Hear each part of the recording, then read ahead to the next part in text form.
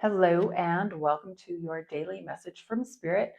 I'm Charlene from Enchanted Empath, here to pull some tarot cards and some oracle cards, connect with Spirit, channel some messages, and see what is in store for you today. Okay, let's go. I'm going to go ahead and start with the classic tarot, my absolute favorite. And shuffle, shuffle. Let's call in Spirit, knowing that we are always connected to Spirit. It is always available to us 100% of the time. And it's just by directing our energy that we are able to connect with it and to receive those messages. So I hope you're doing well and life is serving you right now, right? Okay, so let me go ahead and cut this into threes. Okay, so to start things off with, we're getting the card of confusion, right? The Seven of Cups really speaks to a lot of options happening with you right now. A lot going on, not quite sure which decision to make. But the good news is with the rest of the cards, it doesn't seem to be a big deal, right? So I'll go through these one at a time. So depending on the relationship with this card and all the others, there's a lot of different meanings. And then, of course, whatever you intuit, and use your own intuition for this reading as well. So here we go. We have just a bunch of different options. It could be as simple as, what am I going to wear to the wedding? You know, what are my choices here? And so inside these cups, there are some really great choices, not so great choices. And it's just a matter of allowing yourself, maybe even just stepping away so that you can slow down the momentum of the confusion and actually even just walk away completely.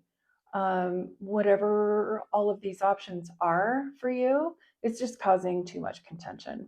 But because I know it's not a big deal and it's going to work out well, you know, it's beneficial and easy to just go walk. And this reminds me of when I am caught up with work and there's just a lot of things on my to-do list, or so many different directions that you could go with your business, like all the marketing options, all the different, there's a zillion different ways to go. And when you get full like this and you cannot make a good decision because you probably have decision fatigue at this point, it's just put it down, go for a walk away. It's okay. It'll work out. It really will. And so let's do the rest of the reading. We have the celebration card, and then we have the money card.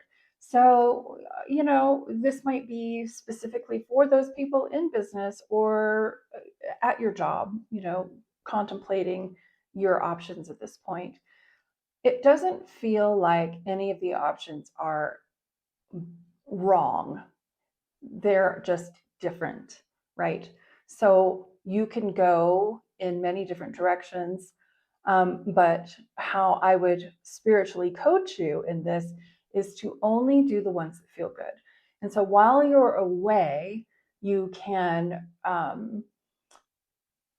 just try each one on in your mind, in your mind's eye. And then what lights you up, that's the answer.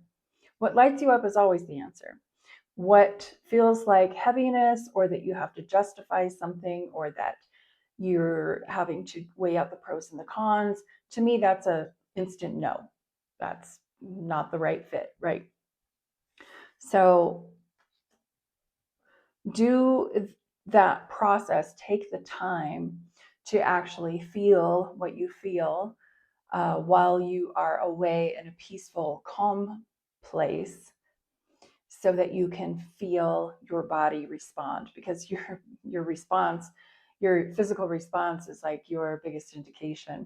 And so, like I said, though, moving forward, there's going to be cause for celebration. There's going to be a harvest. There's going to be a time to say, yes, here we go, right? So it's all working out. I just feel that this message is pretty light. It's just like, don't sweat the small stuff so much. Walk away from it. It'll clarify on its own. You just have to give yourself the time and the space to feel the thing that is correct for you. And then there's celebration. And then guess what? Here comes the money, or here comes the reward. So there we go. Easy peasy. Yeah, I think the big spiritual lesson or message here is to, don't allow the noise or the chaos or all of the options. Just don't allow this. You can recognize it and then be really proactive, knowing that you and the universe are always co-creating. And so you can just say, you know what? I don't know. You guys, I'm going to go for a walk. Give me a sign. Show me an indicator. And 10 times out of 10, it'll happen. But we can't force it and we can't micromanage it. We just allow it. We come into this place of grace and receptivity, and then boom, you'll overhear a conversation with the answer. You'll see a billboard with the answer. You'll hear a commercial on TV. There's the answer. Something will come into your orbit and it will make you go, what? That's your answer, right? So spirit is always on the job helping you get to where you really want to go. But the problem is we just get too much all stuck in our heads. We get too stuck in the emotional response, and we forget to allow the space and the grace for the signs from the higher wisdom to show us the way, because we are just very trained to figure it out yourself, right? Well, you don't have to do that. So we can figure it out with the help and the grace of spirit. Okay, so let's open up the wisdom of the oracle and get an overview, additional message for this. Okay. Alrighty. Yeah, so this message is not for you. It's not for you. Sometimes a lot of people just don't want to hear that it's not for them, They want to try to make it fit. Kind of like Cinderella's stepsisters, you're really forcing it. And when we're forcing things like this, or we're just not in alignment with the correct ways, trusting the process, that when we hear the truth, when we feel the truth, when we know what is in alignment for us, then our feet move. If we're not in that vein, if we don't have that level of faith, well, then everything becomes confusing. And so when we do have that kind of spiritual maturity, we can decipher pretty easily, oh, that's not for me, that's not for me, that's not for me. Or I don't know what's for me and what's not for me. I'll wait until I am clear, right? So this not for me card is a gentle reminder that not everything is for you, and that's okay. And to be open to that we don't have to try to always force and fit everything to fit our agenda or the desire. And what's coming to mind are relationships, like people who have a certain idea of a relationship that they want to pursue, or a certain person, and then they come to find out that that person is not available. Oh, this reminds me of that movie that came out back in the 90s that was He's Just Not That Into You.